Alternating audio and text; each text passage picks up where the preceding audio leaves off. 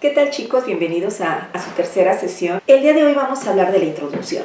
Cuando nosotros vamos a escribir, uno de los grandes problemas que se nos presenta es que primero queremos escribir la introducción y caso contrario, la introducción la tenemos que realizar al momento de finalizar el trabajo.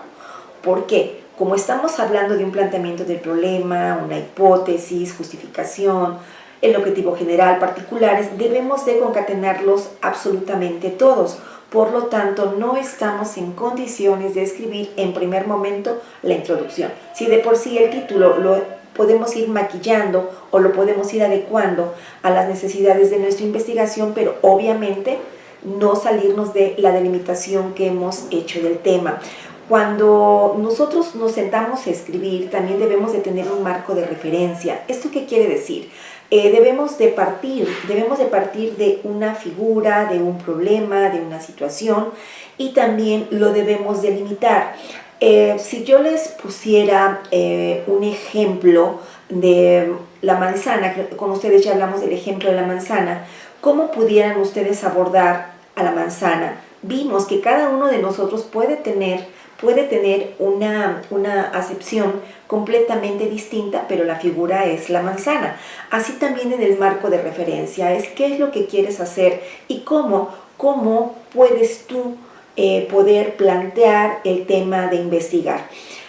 Cuando enunciamos la hipótesis, y aquí debemos de recordar que la hipótesis es la respuesta a la pregunta que hemos plasmado en el planteamiento del problema.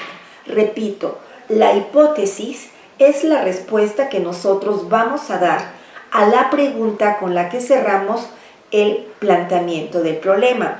Cuando enunciamos la hipótesis, es decir, la respuesta, esta respuesta debe de dar en sentido inmediato a la pregunta que nosotros hemos realizado en el planteamiento. Que en el planteamiento dice, ¿es necesario identificar los elementos o es necesario modificar o es necesario incluir dentro de? Bueno, pues mi hipótesis debe decir, sí es necesario modificar, sí es necesario implementar, o debido a la situación X nos percatamos que sí existen estos factores, sí existen estas causas. ¿Por qué? Porque si no coincide la respuesta que tenemos en la hipótesis a la pregunta del planteamiento, algo nos falló. Algo nos falló. ¿Esto qué quiere decir? Que no hemos delimitado bien el tema. La hipótesis la tenemos que comprobar. Bueno, ¿cómo es que nosotros comprobamos la hipótesis? La vamos a comprobar dependiendo el tipo de investigación que hagamos. Si nuestra investigación es netamente documental o dogmática, pues perfecto, lo vamos a encontrar en lo que dicen los autores, lo vamos a encontrar en lo que dicen las leyes. Si nuestra hipótesis la vamos a demostrar con entrevistas, recordemos el trabajo de campo con entrevistas, con cuestionarios, estar nosotros planteando algún tipo de cuestionario también con respuesta abierta, con respuesta inducida. Si estamos nosotros manejando opiniones, bueno, ahí encontramos nosotros parte de la respuesta que nosotros debemos de manejar en la forma de enunciar los resultados. Ahora, las conclusiones también. El día de hoy también vamos a hablar de las conclusiones. Las conclusiones, al igual que la hipótesis, es lo último que tenemos que hacer en nuestro trabajo de investigación. Pero ojo aquí, las conclusiones no son un refrito de lo que yo tenga al interior de mi trabajo. Porque en eso se falla mucho cuando uno está escribiendo y cuando vamos a plantear las conclusiones. Las conclusiones son los razonamientos lógicos, jurídicos, que nosotros tenemos al momento de terminar nuestra investigación. Las conclusiones son de nuestra creación, son nuestro producto. No cometan el error de ver, mira, dentro del contenido de mi trabajo, esto es lo que suena muy rimbombante, suena bonito, tiene unas palabras así un tanto exóticas, y eso es lo que yo voy a trasladar. No son así las conclusiones. Repito, son los razonamientos lógicos, los razonamientos jurídicos a los que ustedes de manera propia, de manera personal, van a emitir al final de su trabajo. No es copiar y pegar algo atractivo de mi trabajo y trasladarlo a las conclusiones. Ahí sí no. Cuando nosotros estamos hablando de un trabajo de investigación, podemos hacerlo en diferentes modalidades. Podemos hacer un trabajo descriptivo, que es la monografía, donde no hay crítica, no hay propuesta, únicamente yo me dedico a investigar un tema. Tenemos también un trabajo crítico, que pudiéramos nosotros hablar de la tesina, y es donde yo voy a criticar, o sea, sí voy a investigar, voy a decirte qué está pasando, cómo está, pero voy a criticar. A diferencia que si yo voy a hacer un trabajo crítico propositivo, estamos hablando de una tesis.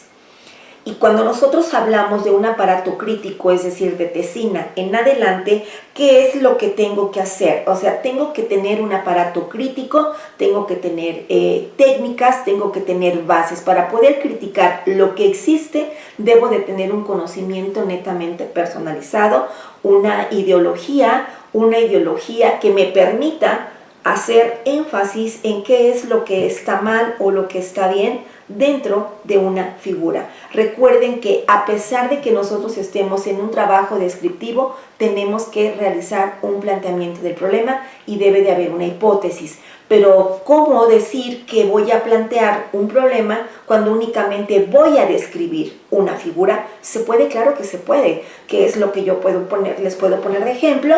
Pues si nosotros vamos a hablar de un divorcio incausado, decir, bueno, que al día de hoy el divorcio es una figura que protege netamente a la familia y que no protege al matrimonio, precisamente para evitar las desavenencias y esa relación tóxica que se pueda dar durante el proceso de divorcio. Por lo tanto, es necesario hablar del divorcio incausado, ¿sí? Es necesario, toda vez que es una forma de aminorar las fricciones que se dan dentro de un proceso de divorcio. Ese es el ejemplo más sencillo que les puedo dar.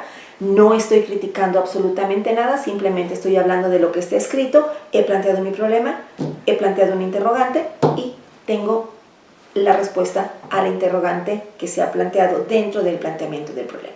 Ahí, cuando yo quiero criticar, les digo que debemos de tener nosotros la figura, debemos de tener los elementos que consideremos que son susceptibles de nuestra crítica. Y para poder criticar, yo debo conocer.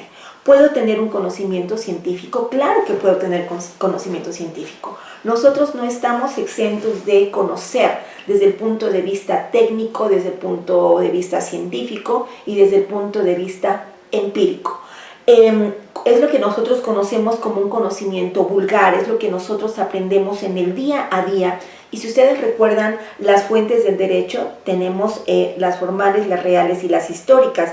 Y dentro de las reales es lo que está aconteciendo aquí y ahora. Eso es una fuente verdadera que nosotros podemos utilizar a efecto de hacer una crítica, una fuente real. También, si nosotros nos damos a la tarea de leer, dices, es que yo quiero criticar, pero no encuentro nada de mi tema. Te felicito, si no encuentras nada en relación a lo que tú piensas, estás haciendo una buena investigación. ¿Esto qué quiere decir? Que precisamente lo que tú estás criticando, nadie más lo ha observado. Porque a veces cuando los chicos están investigando, entran así como en angustia, se desesperan y me dicen, profesora, es que yo no he encontrado nada en relación a lo que yo quiero. Y yo les digo, te felicito, estás encontrando todo lo que hay hasta este momento, pero nadie ha pensado como tú estás pensando ahorita. Entonces, ese es un punto a favor para ti.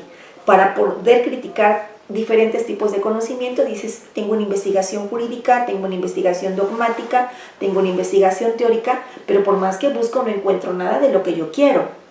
¿Esto qué quiere decir? Que has hecho un buen planteamiento, que tienes una buena hipótesis, que tienes un buen aparato crítico y analítico para poder proponer. Ahora, en cuanto al conocimiento, lo primero que debemos de destacar aquí es el punto de vista racional. ¿Qué significa con ser racional? O sea, que tienes que enfocarte a lo que está ocurriendo aquí y ahora. Debes de ubicar, si tú quisieras realizar una investigación desde un punto de vista racional, crítico, analítico, también puedes utilizar el método comparativo. El método comparativo, ¿en qué lo vas a basar? En que puedes tú comparar tal vez lo que tengamos en el estado de Veracruz con las demás entidades federativas. O puedes decir, mira, ¿sabes qué? Yo te voy a hacer un sondeo, voy a hacer una comparación de lo que tenemos en México con otros países, pero también para aventarnos, para poder decidir que vamos a hablar de un conocimiento en base a un método comparativo, es que primero tengo que investigar en los otros lugares qué hay, porque pues yo no puedo decir que, no sé, en Irak, en Irán, ahí sí se respeta a las mujeres y no se violenta a las niñas y niños. Y dices, bueno, pues es que no hay punto de comparación entre lo que tú quieres. Si tú estás hablando de la protección de niños y niñas y las mujeres y los países que hacen lo mismo, pues no podemos tocar a Irak, Irán o al Medio Oriente porque ahí no, ellos no han firmado el Tratado de Belém do Pará para poder proteger y adecuar sus leyes, ¿sí? Cuando tú quieras aventarte a navegar por otros países, por otros estados, primero investiga si lo que tú quieres lo tienen.